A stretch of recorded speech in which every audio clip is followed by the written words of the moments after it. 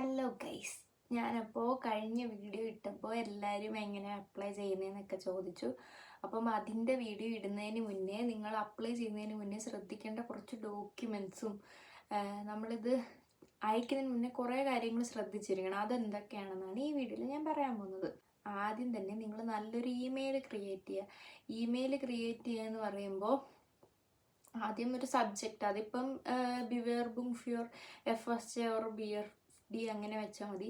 അത് കഴിഞ്ഞ് body of the letter വെക്കണം. അതെന്താണ്, നമുക്കിപ്പം ഗാറ്റ് ദാമനുണ്ട് ഹെറൻ എന്ന് പറഞ്ഞ് വെച്ചിട്ട് ഇപ്പം എൻ്റെ പേര് ഇതാണ്, എനിക്ക് ഇത്ര വയസ്സുണ്ട്, ഞാനിപ്പോൾ ജർമ്മൻ ലാംഗ്വേജ് പഠിച്ചിട്ട് ഇപ്പോൾ B2 ഒരു മൊഡ്യൂളുണ്ട്, അല്ലെങ്കിൽ 2 മൊഡ്യൂളുണ്ട്. ഇപ്പോൾ B1 ഉള്ളവർക്കും അപ്ലൈ ചെയ്ത് നോക്കാം, കിട്ടാൻ ചാൻസ് ഉണ്ട്, ഒട്ടും ചാൻസ് ഇല്ല എന്നല്ല. അപ്പോൾ എനിക്ക് B1 B2 ഇത്ര മൊഡ്യൂൾസ് ഉണ്ട്, ഞാനിപ്പോൾ ബാക്കി മൊഡ്യൂൾസ് ഇപ്പം എഴുതിയിട്ട് റിസൾട്ടിന് വെയിറ്റ് ചെയ്യുകയാണെന്നോ അല്ലെ പ്രിപ്പയർ ചെയ്യണോ അങ്ങനെ പറഞ്ഞ് നിങ്ങൾക്ക് അയക്കാം. അതിൻ്റെ കൂടെ ഞാനിപ്പോൾ എൻ്റെ +2 കംപ്ലീറ്റ് ചെയ്തു. എനിക്ക് ജർമ്മനിയിലെ ഹെൽത്ത് കെയർ ഫീൽഡിൽ നല്ല താല്പര്യമുണ്ട്. അങ്ങനെ ജർമ്മനിലോട്ട് വരാൻ നോക്കുകയാണ്. ജർമ്മൻ ലാംഗ്വേജ് ഇമ്പ്രൂവ് ആക്കണം. അപ്പോൾ അത് കഴിഞ്ഞിട്ട് എനിക്ക് ഹൗസ് ബിൽഡിങ് നേഴ്സിങ് ചെയ്യാൻ താല്പര്യമുണ്ടെന്ന് പറഞ്ഞാൽ നിങ്ങൾ അയക്കുക. പിന്നെ നിങ്ങൾ അയക്കുമ്പോൾ ഏറ്റവും ശ്രദ്ധിക്കേണ്ട ഒരു കാര്യം എന്ന് പറഞ്ഞാൽ, ഇപ്പം 26+ ഏജ് ഉള്ളവർ നിങ്ങൾ അപ്ലൈ ചെയ്യുമ്പോൾ BFD മാത്രം ഫിൽറ്റർ ചെയ്ത് അയച്ചാൽ മതി, FSJ അയക്കണ്ട. ഇപ്പം 26 ബിലോ ഉള്ളവരാണെങ്കിൽ നിങ്ങൾക്ക് FSJ അയക്കാം, BFD അയക്കാം. പിന്നെ ഞാൻ നേരത്തെ വീഡിയോയിൽ പറഞ്ഞായിരുന്നു, ഞാനിപ്പോൾ യൂത്ത് ഹോസ്റ്റലിലാണ് വർക്ക് ചെയ്യുന്നത്. പക്ഷേ എനിക്ക് പറ്റിയൊരു അബദ്ധം എന്ന് പറഞ്ഞാൽ, ഞാൻ അപ്ലൈ ചെയ്യുന്ന സമയത്ത് ഞാൻ വിചാരിച്ചു ആ യൂത്ത് ഹോസ്റ്റലാകുമ്പം ഇങ്ങനെ പ്രായമായവരൊന്നും നോക്കേണ്ടി വരത്തില്ലല്ലോ, ഹെൽത്ത് കെയറിൽ പോയി ചെയ്യണ്ടല്ലോ, നമുക്ക് അറപ്പുള്ള ജോലികൾ ചെയ്യേണ്ടതെന്ന് പറഞ്ഞാൽ ഞാൻ യൂത്ത് ഹോസ്റ്റൽ മാത്രം ഫിൽറ്റർ ചെയ്ത് അയച്ച്. പക്ഷെ അങ്ങനെ ചെയ്യുന്നത് കൊണ്ടൊരു അബദ്ധം എന്താണെന്ന് വെച്ചാൽ, നിങ്ങൾക്ക് ജർമ്മനിയിൽ വരാൻ പറ്റും, ജോലി വലിയ കുഴപ്പമില്ല. പക്ഷേ നമ്മൾക്ക് ഒരു അഡ്മിഷൻ്റെ കാര്യത്തിലേക്ക് നോക്കുമ്പോൾ നിങ്ങൾക്ക് ഒരു ഹെൽത്ത് കെയറിലൊരു എക്സ്പീരിയൻസ് ഉണ്ടെങ്കിൽ നമുക്ക് കുറച്ചും കൂടെ നല്ല ഓപ്പർച്യൂണിറ്റിയാണ് ഹൗസ് ബിൽഡിങ് കിട്ടാൻ. ഇപ്പോൾ FSJ ചെയ്യുന്നിടത്ത് തന്നെ അവർക്ക് ഷൂളെ ഉണ്ടെങ്കിൽ, അതുപോലെ തന്നെ അവർ ഇങ്ങനെ ഹൗസ് ബിൽഡിങ്ങിലുള്ളവർ എടുക്കുന്നുണ്ടെങ്കിൽ നിങ്ങൾക്ക് പെട്ടെന്ന് അഡ്മിഷൻ കിട്ടും. ചിലപ്പോൾ അവർ നിങ്ങൾക്ക് ഫുൾ മൊഡ്യൂൾ വേണമെന്ന് പോലും പറയത്തില്ല, ചിലപ്പം 3 ഇയറിനുള്ളിൽ കംപ്ലീറ്റ് ചെയ്യാനായിരിക്കും പറയുന്നത്. നിങ്ങൾക്ക് ഡയറക്റ്റ് FSJയുടെ കോൺട്രാക്റ്റ് തീരുമ്പോൾ വേറെ എവിടെയോട്ടും നമുക്ക് അപ്ലൈ ചെയ്യൊന്നും വേണ്ട, ഡയറക്റ്റ് നിങ്ങൾക്ക് എന്ത് ചെയ്യാൻ പറ്റും, നമുക്ക് ഹൗസ് ബിൽഡിങ്ങിലോട്ട് കയറാൻ പറ്റും. അപ്പം അതുകൊണ്ട് യൂത്ത് ഹോസ്റ്റൽ നിങ്ങൾക്ക് ഉൾപ്പെടുത്താം, പക്ഷേ ഹെൽത്ത് കെയർ ഫീൽഡിലേക്ക് കൂടുതൽ നോക്കാൻ ശ്രമിക്കുക. അതെന്ന് പറഞ്ഞാൽ നിങ്ങൾ ഹൗസ് ബിൽഡും നേഴ്സിംഗ് ഹൗസ് ബിൽഡും നോക്കുന്നവരുടെ കാര്യമാണ് ഞാൻ പറഞ്ഞത്. അങ്ങനെ നമ്മൾ ബോഡി ഓഫ് ദ ലെറ്റർ ഉണ്ടാക്കി വെക്കുക. അതിനുശേഷം നമ്മൾ മെയിൽ അയക്കുന്നതിൻ്റെ കൂടെ അറ്റാച്ച് ചെയ്യേണ്ട ഫയൽസാണ് നമ്മുടെ +2 സർട്ടിഫിക്കറ്റ്. ഇപ്പോൾ +2 സർട്ടിഫിക്കറ്റ് അറ്റാച്ച് ചെയ്യുമ്പോൾ നിങ്ങൾ എന്താ പറയേണ്ടത് എന്ന് പറഞ്ഞാൽ, നിങ്ങൾ PDF ആയിട്ടത് സ്കാൻ ചെയ്ത് സേവ് ചെയ്യുക നിങ്ങളുടെ ഫോണിൽ. സ്കാൻ ചെയ്ത് ഞാൻ ഈ പറയുന്ന ഡോക്യുമെൻറ്റ്സ് എല്ലാം സ്കാൻ ചെയ്ത് ഫോണിൽ PDF ആയിട്ട് സേവ് ചെയ്ത് വെക്കുക. +2 സർട്ടിഫിക്കറ്റ്, അതിപ്പം നമ്മൾ +2 സർട്ടിഫിക്കറ്റ് ചെയ്യുമ്പോൾ നമ്മൾ ഷൂളപ്സ്ലൂ സർട്ടിഫിക്കറ്റ് ഒരു ഹൈഫൺ നിങ്ങളുടെ പേരെന്താണോ അങ്ങനെ നിങ്ങൾ എല്ലാ സർട്ടിഫിക്കറ്റും സ്കാൻ ചെയ്ത് നെയിം ഉൾപ്പെടെ സേവ് ചെയ്യുക. അതുപോലെ തന്നെ നിങ്ങൾക്ക് SPC NCC NSS അങ്ങനെയുള്ള വോളണ്ടിയർ വർക്സിൽ നിങ്ങൾ ചെയ്തിട്ടുണ്ടെങ്കിൽ അതിൻ്റെ ഡോക്യുമെൻറ്റ്സും നിങ്ങൾ എന്ത് ചെയ്യുക, ആഡ് ചെയ്യുക മെയിൽ അയക്കുന്നതിൻ്റെ കൂടെ. അതുപോലെ തന്നെ നിങ്ങളുടെ പാസ്പോർട്ട് സ്കാൻ ചെയ്ത് ക്ലിയർ കോപ്പി ആയിരിക്കണം അയച്ചത്, അല്ലാതെ ഫോട്ടോ എടുത്തുള്ള PDF ആയിരിക്കില്ല, സ്കാൻ ചെയ്തതായിരിക്കണം. അത് നിങ്ങളിപ്പോൾ റൈസേ പാസ് ഹൈഫൺ നിങ്ങളുടെ പേര് അങ്ങനെ അയക്കുക. പിന്നെ നിങ്ങൾ മെയിനായിട്ട് വേണ്ടതെന്ന് പറഞ്ഞാൽ CV എന്ന് പറയുമ്പോൾ യൂറോപ്പാസ് CV ആയിരിക്കണം വെക്കുന്നത്. അത് നമുക്ക് ഗൂഗിളിൽ നിന്ന് യൂറോപ്പാസ് എന്ന് സെർച്ച് ചെയ്ത് യൂറോപ്പാസ് CV എന്ന് സെർച്ച് ചെയ്ത് കഴിയുമ്പോൾ കിട്ടുന്ന ഓപ്പൺ ചെയ്ത ഫസ്റ്റ് ആ ഒരു ലിങ്കിൽ ക്ലിക്ക് ചെയ്താൽ നിങ്ങൾക്ക് യൂറോപ്പാസ് CV ക്രിയേറ്റ് ചെയ്യാൻ പറ്റും. ആദ്യമേ തന്നെ നിങ്ങൾ അതിലൊരു അക്കൗണ്ട് എടുക്കുക, അത് കഴിഞ്ഞിട്ട് യൂറോപ്പാസ് CV ക്രിയേറ്റ് ചെയ്യുക. മസ്റ്റായിട്ട് യൂറോപ്പാസ് CV തന്നെ ക്രിയേറ്റ് ചെയ്യണം. അതിൽ വെക്കുന്ന ഫോട്ടോ എന്ന് പറഞ്ഞാൽ നമ്മൾ ഒരു ഫോർമലായിട്ടുള്ള ഫോട്ടോ വെക്കുക. അതുപോലെ തന്നെ നിങ്ങൾ മെയിൽ അയക്കുന്നതിൻ്റെ കൂട്ടത്തിലും ഒരു അറ്റാച്ച് ചെയ്ത് നിങ്ങളുടെ ഒരു നല്ലൊരു പാസ്പോർട്ട് സൈസ് ഫോട്ടോ വെക്കുക. പിന്നെ അതുപോലെ തന്നെ ഇമ്പോർട്ടൻ്റ് ആണ് മോട്ടിവേഷൻ ലെറ്റർ. മോട്ടിവേഷൻ ലെറ്ററിൽ നിങ്ങൾ അറിയില്ല, നോർമൽ മോട്ടിവേഷൻ ലെറ്ററിൻ്റെ ഫോർമാറ്റ് വന്നിട്ട് നിങ്ങളുടെ ഡീറ്റെയിൽസ് പറയുക.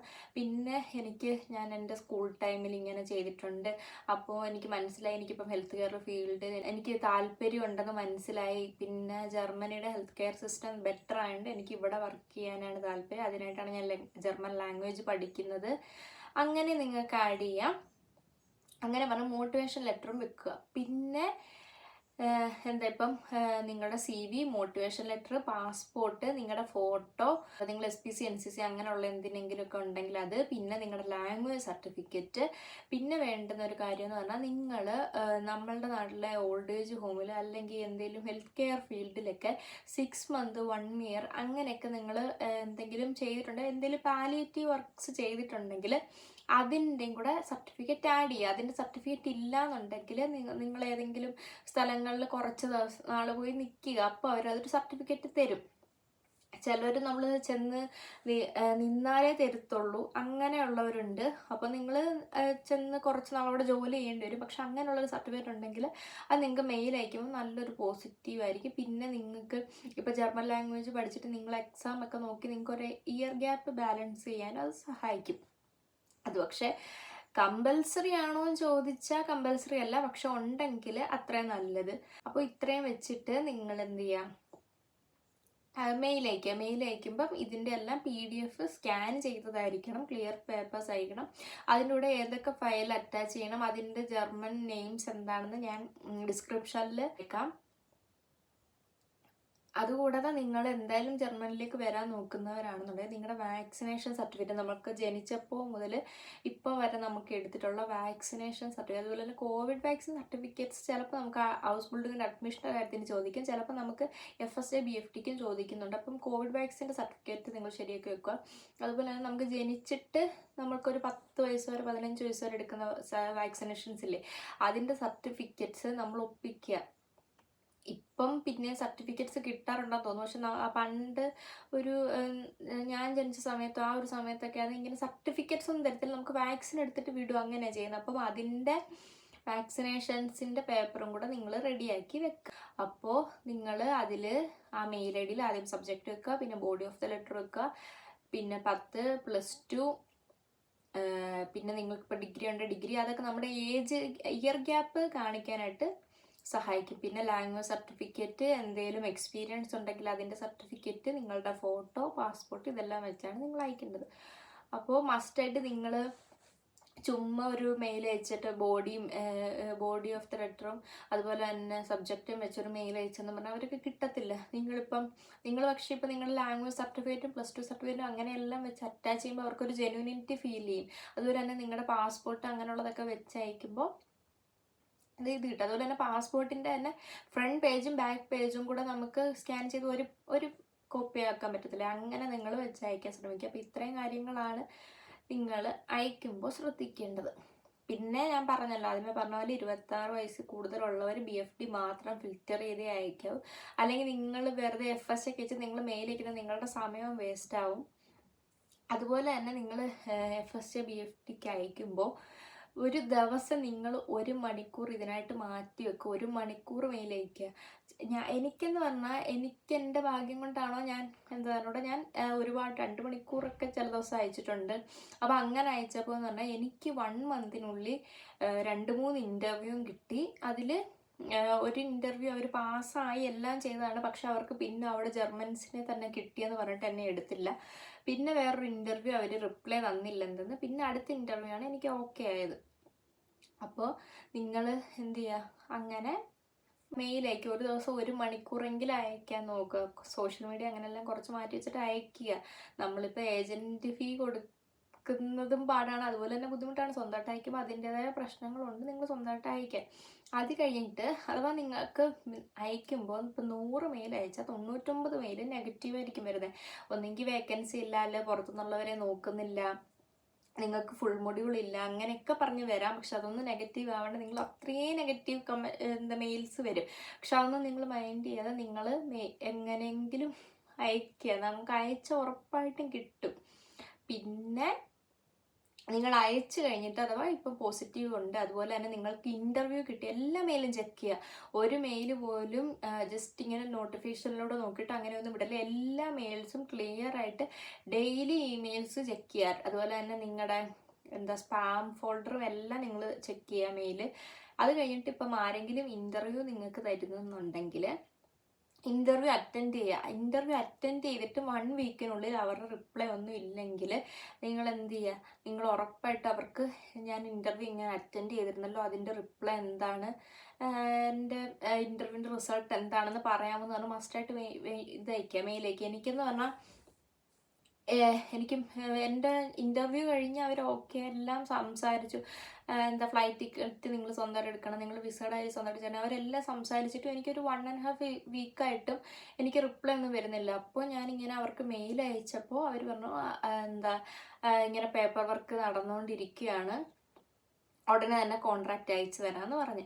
പക്ഷെ എന്നിട്ട് ഞാൻ എൻ്റെ മെയിൽ അയക്കുന്നത് നിർത്തിയില്ല. നിങ്ങൾ എന്ത് ചെയ്യുക, നിങ്ങളുടെ കയ്യിൽ ഒരു ഇൻ്റർവ്യൂ പാസ്സായി അവരുടെ കോൺട്രാക്റ്റ് നിങ്ങളുടെ കയ്യിൽ കിട്ടുന്നവരെ നിങ്ങൾ എന്ത് ചെയ്യുക, മെയിൽ അയക്കുക. ഇപ്പം നമ്മളൊരു ഇൻ്റർവ്യൂ കഴിഞ്ഞിട്ട് അവർ ഓക്കെ നല്ലതായിട്ട് നിങ്ങൾ സംസാരിച്ചു അങ്ങനെ പറഞ്ഞാൽ പോലും നിങ്ങൾ മെയിൽ അയക്കുന്നത് നിർത്തരുത്. നിങ്ങൾ മാക്സിമം മെയിൽ അയച്ചുകൊണ്ടേ ഇരിക്കുക. ഒരു കോൺട്രാക്റ്റ് കയ്യിൽ കിട്ടുന്നവരെ മെയിൽ അയക്കുക.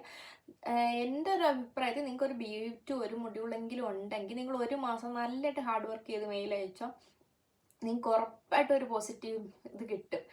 ഞാൻ പറഞ്ഞില്ല 99% നെഗറ്റീവേ കിട്ടത്തുള്ളൂ. അത് നമുക്കിപ്പം ഞാനിപ്പോൾ എത്ര പറഞ്ഞാലും ഇപ്പം എന്നെ സംബന്ധിച്ചായപ്പോൾ ഇത്രയും നെഗറ്റീവ് മെയിൽസ് വരുമ്പോഴത്തേന് നമ്മൾ ഒരുമാതിരി ഡൗൺ ആവും. പക്ഷേ ഞാനത് മെയിൽ അയക്കുന്നത് നിർത്തിയില്ല, ഞാൻ നന്നായിട്ട് മെയിൽ അയച്ചുകൊണ്ടിരുന്നു. അതുകൊണ്ട് തന്നെ എനിക്ക് കിട്ടിയത്. അപ്പോൾ നിങ്ങൾ നന്നായിട്ട് മെയിൽ അയക്കുക. അതുപോലെ മെയിൽ അയക്കുമ്പോൾ നാട്ടിലെ ഇവിടുത്തെ ഒരു രാവിലെ 9 മണി 10 മണി ആവുന്ന സമയം നോക്കി മെയിൽ അയക്കുക. എന്ന് പറഞ്ഞാൽ നമ്മുടെ നാട്ടിലൊരു ഉച്ച സമയം, ആ സമയത്തൊക്കെ മെയിൽ അയച്ചാൽ കുറച്ചും കൂടെ നല്ലതായിരിക്കും. ഇനി ആ സമയത്ത് നിങ്ങൾക്ക് പറ്റുന്നില്ല എന്നുണ്ടെങ്കിൽ നിങ്ങൾ രാത്രിയിലും നിങ്ങൾക്ക് എപ്പോഴും ഫ്രീ ഉള്ള അപ്പം എപ്പോഴൊക്കെ സമയമുണ്ടോ അപ്പോഴൊക്കെ അയച്ചിടുക.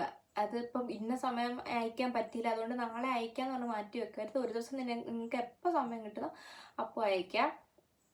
അപ്പോൾ ഈ ഡോക്യുമെൻറ്റ്സ് എല്ലാം നിങ്ങൾ റെഡിയാക്കി വെച്ചോ, ഉടനെ തന്നെ അപ്ലൈ ചെയ്താൽ ഞാൻ ഇടാം. പിന്നെ എനിക്ക് ഇത്ര ദിവസം എനിക്ക് ഡ്യൂട്ടി ഉണ്ടായിരുന്നു, അപ്പോൾ എനിക്ക് ഫ്രീ വരുമ്പോഴെല്ലാം എനിക്ക് വീഡിയോ എടുക്കാനും എഡിറ്റ് ചെയ്യാനും അപ്ലോഡ് ചെയ്യാനെല്ലാം പറ്റത്തുള്ളൂ. അപ്പോൾ അതുകൊണ്ടാണ് ഈ ഒരു വീഡിയോ ഡിലേ ആയത്. അപ്പം ഇത്രയും കാര്യങ്ങൾ നിങ്ങൾ സെറ്റാക്കി വെക്ക്. അപ്പോൾ ഉടനെ തന്നെ അടുത്ത വീഡിയോ ഇട്ട് കാണാം. അപ്പോൾ okay, till then bye bye.